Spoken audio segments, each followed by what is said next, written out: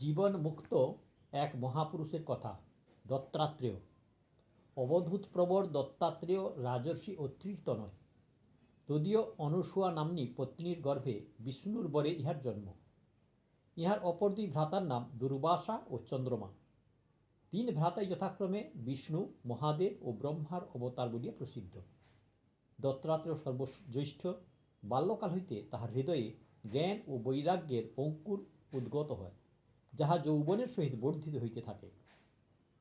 রাজর্ষি অত্রির মৃত্যুর পর প্রজারা জ্যেষ্ঠ দত্তাত্রেয়কেই রাজ সিংহাসনে স্থাপন করিয়া রাজকার্য পরিচালনার ভার অর্পণ করেন।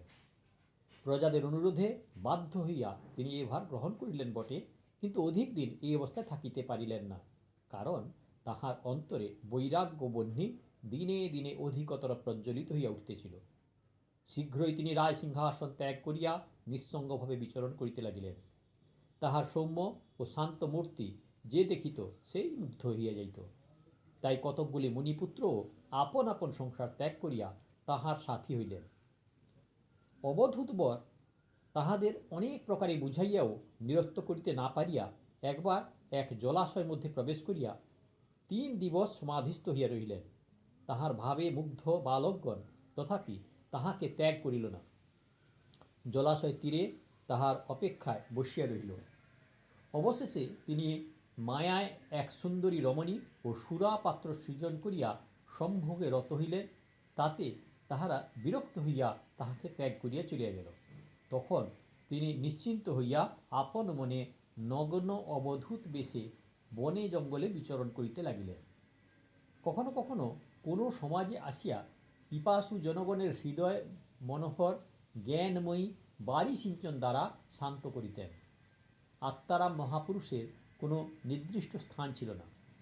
যেখানে যাইতেন, যে অবস্থাতেই থাকিতেন, পরমানন্দে বিভোর হইয়া রহিতেন। একদা এক নরপতি ইহাকে আনন্দে মদমত্ত হস্তির ন্যায় গমনরত দেখিয়া জিজ্ঞাসা করিলেন, দেব, এ আনন্দ আপনি কোন মহাজ্ঞানের কৃপা লাভ করিলেন? কোন মহাপুরুষ আপনার গুরু? তাহার উত্তরে দত্তাত্রেয় কহিলেন, আপন আত্মাই পুরুষের বিশেষ রূপ গুরু। কারণ প্রত্যক্ষ ও অনুমান সহায়ে আত্মজ্ঞান হইলেই কেবল পুরুষ নিঃশ্রেয়স কল্যাণ লাভ করিতে পারে। হে রাজন, আমি কোনো মনুষ্যকে বিশেষরূপে গুরু করি নাই। নানা স্থান হইতে আমি নানারূপ বিষয় শিক্ষা করিয়াছি। সেই জন্য প্রত্যেক শিক্ষার কারণকেই আমি গুরু বলিয়া মানি। এই ব্যাপারে আমার চতুর্বিংশতি গুরু হইয়াছেন। ইহাদের প্রত্যেকের নিকট হইতে আমি এক একটি বিষয় শিক্ষা করিয়াছি। রাজা কহিলেন, দেব, আপনার চতুর্বিংশতি গুরু কে কে, আর কাহার নিকট হইতে কি বিষয় শিক্ষা করিয়াছেন তাহা আমায় দয়া করিয়া বলুন, যাহাতে আমিও কিছু শিক্ষা লাভ করিতে পারি। রাজার আগ্রহ দেখিয়া দত্তাত্রেয় বলিলেন, হে নৃপ, পৃথিবী, জল, অগ্নি, বায়ু, আকাশ, চন্দ্রমা, সূর্য, কপোত, অজগর, সমুদ্র, পতঙ্গ, ভ্রমর, মধুমক্ষিকা, হস্তি, মৃগ, মৎস্য, পিঙ্গলা নাম্নী বেশ্যা, কুরর পক্ষী, বালক, কুমারী, সর্প, তীর নির্মাতা, গুটি পোকা ও ভৃঙ্গি আমার চতুর্বিংশতি গুরু। ইহার মধ্যে পৃথিবী হইতে ক্ষমা ও পরোপকার শিখিয়াছি। জীবকুল অনবরত কতই না পৃথিবীর অত্যাচার করিতেছে, কিন্তু পৃথিবী সেসব সহ্য করিয়া কিছুমাত্র স্বার্থ সাধনার চেষ্টা না করিয়া দিবারাত্র জীবগণের ভোগ্য সামগ্রী উৎপন্ন করিতেছেন। তাহার ন্যায় ক্ষমাশীলা ও পরোপকারী আর নাই। তাই তাহাকে সর্বং সহা জননী প্রভৃতি বিশেষণে বিশেষিত করিয়া থাকে। আমি ক্ষমা ও পরোপকার শিক্ষার কারণ পৃথিবীকে গুরু বলিয়া গ্রহণ করিয়াছি। আমার দ্বিতীয় গুরু জল, অতি স্বচ্ছ ও মধুর। এ স্বভাব তাহার যায় না। আমি স্বচ্ছত্ব ও মাধুর্যরূপ এই গুণ জলের নিকট শিক্ষা করিয়াছি। আত্মা স্বভাবত শুদ্ধ ও আনন্দময়, তাই প্রতি মানুষের এইরূপ হওয়া উচিত, কারণ উহাই তাহার স্বভাব আর উহাতেই শান্তি। হে রাজন, অগ্নির উদর ভিন্ন অন্য পাত্র নেই। আমিও সেই শিক্ষা গ্রহণ করিয়াছি। উদর আমার একমাত্র পাত্র। ভবিষ্যতের জন্য সঞ্চয় করিবার পাত্রান্তর নাই। এই কারণ অগ্নি আমার তৃতীয় গুরু। হে নৃপ, বায়ু সদা সর্বত্র সঞ্চরণশীল, কিন্তু কোনো বস্তুর দ্বারা কখনো লিপ্ত হয় না। শরীরের অভ্যন্তরবর্তী প্রাণবায়ু আহার পাইলে সন্তুষ্ট থাকে আর অন্য কিছু ইচ্ছা করে না। তদ্রূপ আমিও সর্বদা ইতস্তত ভ্রমণ করিয়াই বেড়াই, কখনো কোনো বিষয়ে আসক্ত হই না। সময়ে যে আহার মিলে তদ্বারাই সন্তুষ্ট থাকি, অন্য ভোগের ইচ্ছাও করি না। এইরূপ বায়ু আমার চতুর্থ গুরু। হে নরপতি, সর্বব্যাপী বিশাল আকাশে কত অগণ্য নক্ষত্ররাজি, চন্দ্র, সূর্য ও গ্রহাদি এবং মেঘ, বায়ু প্রভৃতি নিরন্তর অবস্থিত, কিন্তু আকাশ কোনোটির দ্বারাই লিপ্ত নহে। এইরূপ আত্মাও সর্বব্যাপী ও অনাসক্ত, শরীরাদির সহিত কোনো সম্বন্ধ নেই। এই শিক্ষা আমায় আকাশ দিয়াছে, তাই আকাশ আমার পঞ্চম গুরু। হে রাজন, চন্দ্রমণ্ডল সর্বদাই পূর্ণ, তাহার হ্রাস বৃদ্ধি নেই। পৃথিবীর ছায়া তাহার উপর পড়ে বলিয়াই হ্রাস বৃদ্ধি প্রতীত হয়। তদ্রূপ আত্মাও সদাই পূর্ণ, তাহারও হ্রাস বৃদ্ধি নাই। আত্মার এই পূর্ণতারূপ জ্ঞান আমি চন্দ্রমণ্ডল হইতে প্রাপ্ত হইয়াছি, তাই চন্দ্রমা আমার ষষ্ঠ গুরু। হে নৃপ, সূর্য যেরূপ আপন শক্তি প্রভাবে জলকণা আকর্ষণ করিয়া আবার তাহাকে বৃষ্টিরূপে ত্যাগ করে, সেইরূপ জ্ঞানী পুরুষও ইন্দ্রিয় দ্বারা বিষয় গ্রহণ করিয়া পুনরায় ত্যাগ করেন, কিন্তু নিজে বিকার প্রাপ্ত হন না। এই শিক্ষা আমার সপ্তম গুরু সূর্যের নিকট হইতে পাইয়াছি। হে রাজন, একদা এক কপোত কপতির অতি স্নেহের সন্তান ব্যাধ জালে ধৃত হয়। কপতি সন্তান স্নেহে উন্মাদিনী হইয়া জালে স্বেচ্ছায় আত্মসমর্পণ করে। তদৃষ্টে কপত পত্নী ও সন্তান শোক সহ্য করিতে না পারিয়া ব্যাধ জালে ঝম্প প্রদান করে। ব্যাধ চারিটিকে একসঙ্গে পাইয়া মনের আনন্দে গৃহে প্রত্যাগমন করে। ইহা দেখিয়া স্নেহের কি বিষময় ফল তাহা আমি বুঝিতে পারি, ও স্নেহই যে জীবের জন্ম মৃত্যুর কারণ তাহা আমার স্পষ্টরূপে প্রতীত হয়। তাই আমি সিদ্ধান্ত করিতে পারি যে স্নেহ ত্যাগই শ্রেয়। কপোত কপতির কাছে আমি এই শিক্ষা পাই, তাই কপোত কপতি আমার অষ্টম গুরু। হে নরপতি, অজগর যেরূপ সর্বদা একই স্থানে থাকে, আর যে প্রাণী দৈব বশে আসিয়া উপস্থিত হয় তাহাই আহার করিয়া জীবন ধারণ করে, অধিক প্রাপ্তির বা সঞ্চয়ের চেষ্টাও করে না, আমিও সেই রূপ আপনা হইতে আগত আহার লইয়া তুষ্ট থাকি, সঞ্চয়ের ইচ্ছা করি না। এ শিক্ষা অজগর হইতে পাই, তাই অজগর আমার নবম গুরু। অসংখ্য নদ নদী সমুদ্রে গিয়ে মিশিতেছে, কিন্তু সমুদ্র আপন রূপ ত্যাগ করে না। সেইরূপ জ্ঞানী পুরুষ অগণ্য বিষয়ের সংস্পর্শে অনবরত আসিলেও আপন স্বভাব হইতে বিচলিত হয় না।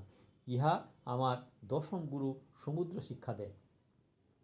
হে রাজন, যেরূপ রূপ মোহে মুগ্ধ পতঙ্গ অগ্নিকুণ্ডে ঝাঁপ প্রদান করিলে তাহার চিহ্ন মাত্র লোপ পাইয়া যায়, সেইরূপ সুন্দরীর রূপমুগ্ধ মানবও আত্মহারা হইয়া যায়। সংসার তাহার কোনোই সংবাদ পায় না।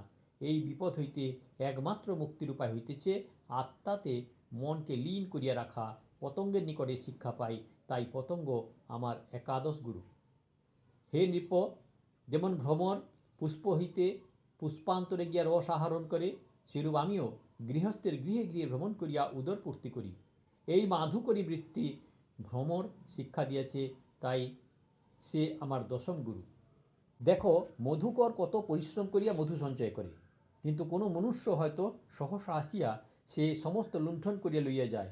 মানুষও জীবনব্যাপী পরিশ্রমে ধনরত্ন সঞ্চয় করে, কিন্তু দুরন্ত কাল আসিয়া তাহাকে সাধের ঐশ্বর্য হইতে বহু দূরে লইয়া যায়। তাই আমি সিদ্ধান্ত করিয়াছি, সংগ্রহেতে মহান দুঃখ, এবং ইহা শিক্ষা দিয়েছে বলিয়া মধুকর আমার ত্রয়োদশ গুরু।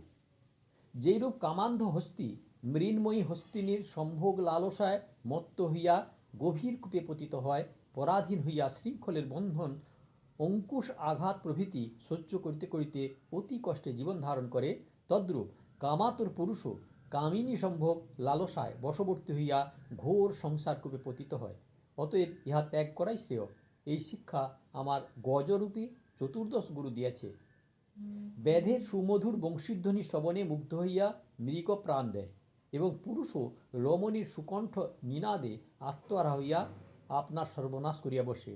তাই এইরূপ গীত হইতে সর্বদা দূরে থাকাই মঙ্গল। এই শিক্ষা দেয় মৃগ, তাই সে আমার পঞ্চদশ গুরু। আহার লোভে মৎস্য বর্ষী বিদ্ধ হইয়া প্রাণ হারায়। মনুষ্য রসনার লোভে পরাধীন হইয়া অনেক দুঃখ ভোগ করে। রসনার লাম্পট্য ত্যাগ করিলেই শাস্তি। এই শিক্ষা দেয় বলিয়া মৎস্য আমার ষোড়শ গুরু। হে রাজন, কোনো নগরে পিঙ্গলা নাম্নী এক বেশ্যা ছিল।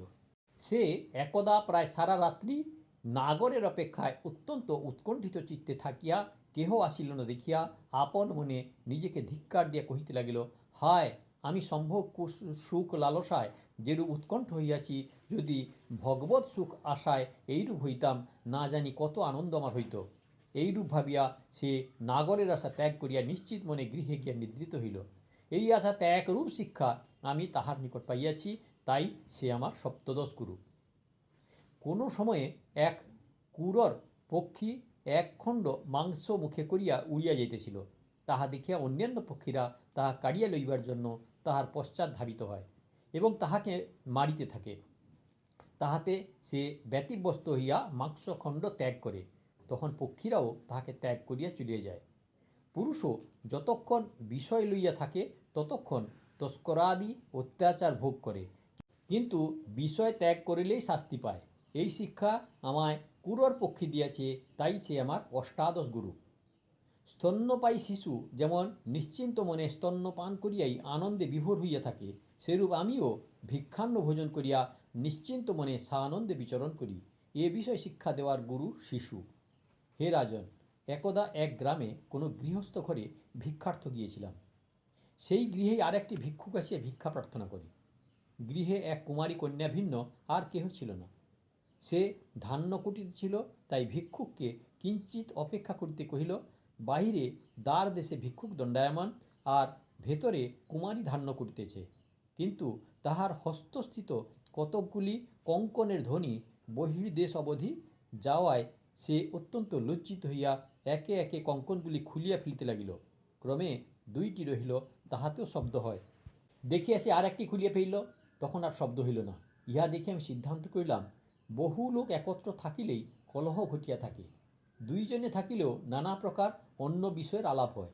তাই কুমারীর হস্তস্থিত কঙ্কন যেমন একাকী ইহাই শব্দবন্ধ করিয়াছিল, তদ্রূপ জ্ঞানী পুরুষও একাকী থাকিয়া অন্য আলাপ ত্যাগ করেন।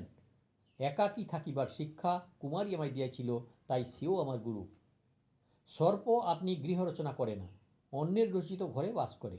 তদ্রূপ আমিও নিজের গৃহ নির্মাণ করি নাই, অন্যের নির্মিত মন্দিরাদিতে বা ভগবত রচিত গিরিগহরে বাস করি। এ শিক্ষা দেওয়ার গুরু সর্প। হে রাজন, কোন স্থানে এক ব্যক্তি তীর ধনুক নির্মাণ করিতেছিল। তাহাতে সে এত মগ্ন হইয়া গিয়েছিল যে তাহার নিকট দিয়া একদল রাজসৈন্য চলিয়া যাইলেও তাহা দেখিতে পায় নাই। আমি ওই ব্যক্তির নিকট একাগ্রতা শিক্ষা করিয়াছি, তাই সে আমার গুরু। গুটি পোকা আপনার শরীর হইতে রস বাহির করিয়া আপন দেহের চারিপার্শ্বে জড়াইতে থাকে।